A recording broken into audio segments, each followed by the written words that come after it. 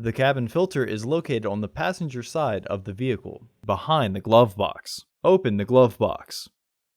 Unhook the dampener arm.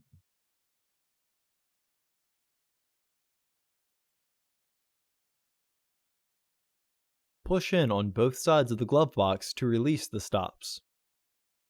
Unclip both sides of the housing cover to remove it.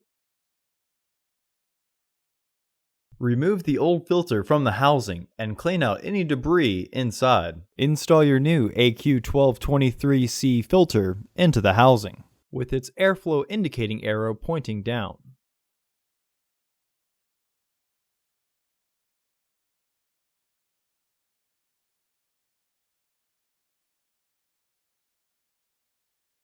Reinstall the housing cover. Partially close the glove box to re-engage the stops. Hook the dampener arm back onto the glove box. Close the glove box. Order your parts today at filterheads.com. Also, please like our video and subscribe to our channel so you won't miss any new content.